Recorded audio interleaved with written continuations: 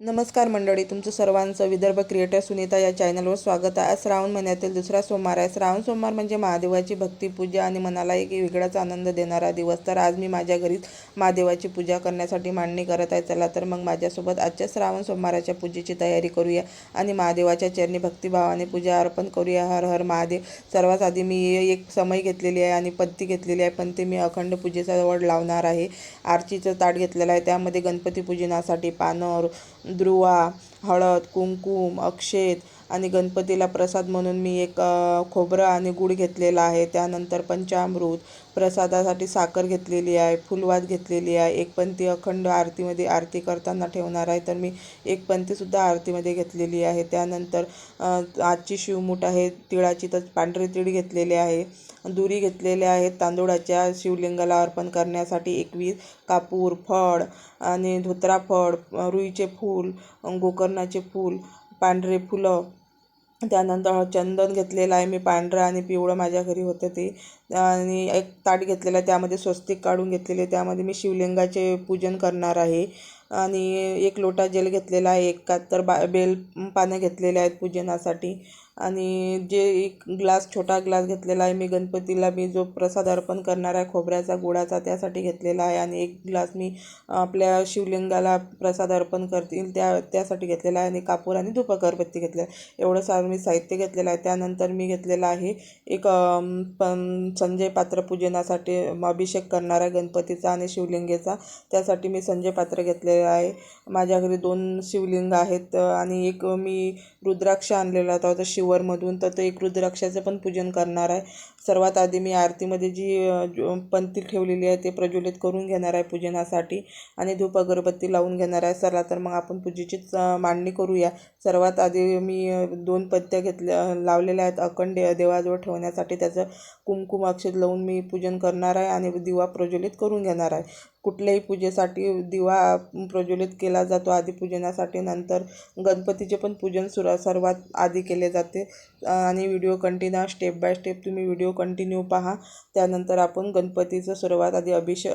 तर मग आधी सर्वप्रथम आपण गणपती बाप्पाचे पूजन करून घ्या. सगळ्यात आधी गणपती बाप्पाला पंचामृत अभिषेक करणार आहे. पंचामृत अभिषेक केल्यानंतर स्वच्छ पाण्याने गणपती बाप्पाला स्नान घालून ते पाणी अर्पण करणार आहे. आता एका पानावर गणपती बाप्पाला 2 सुपारी स्थापन करून त्यांचे पूजन करणार आहे.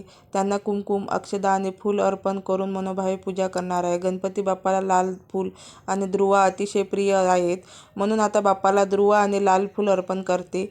त्यानंतर बाप्पाला गूळ आणि खोबऱ्याचा नैवेद्य दाखवते आणि सोबतच 1 ग्लास पाणी ठेवते.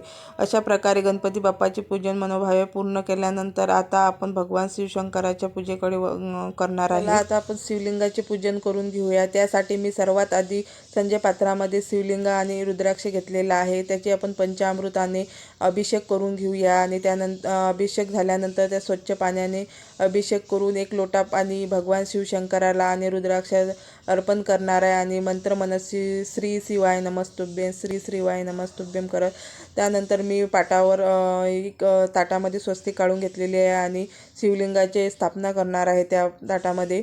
आणि शिवलिंगाची स्थापना झाल्यानंतर जे मी पिवळं चंदन आहे माझ्याकडे आणि पांढरं चंदन आहे ते हातावर उगून मी त्या शिवलिंगाला टिका लावत आहे आणि अक्षत वगैरे अर्पण हे लावत आहे.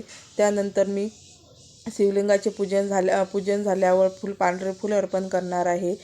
आणि महादेवाला पांढरं फूल खूप प्रिय आहे, त्यामुळे मी पांढरं फूल अर्पण करत आहे. आणि शिवलिंगाला 71 मी बेलपानं काढलेले आहेत, ते एक करत श्री श्रीवाय नमस्तुभ्यं मंत्राचा जप करत मी 71 वेळा मी शिवलिंगाला अर्पण करणार आहे. आणि धोत्र्याचं फळ शिवशंकराला खूप प्रिय आहे, त्यामुळे धोत्र्याचं फळ, गोकर्णाचं फूल आणि रुईचं पांढरं फूल हे पण सुद्धा मी देवाला अर्पण करणार आहे. आणि पांढरे फूल अर्पण केल्यानंतर मी देवाला दुरी काढलेल्या होत्या 21 तांदूळाच्या, त्या पण मी 2-2 वेळा जुडी करून श्री श्रीवाय नमस्तुभ्यं या मंत्राचा जप करत शिवलिंगाला अर्पण करणार आहे.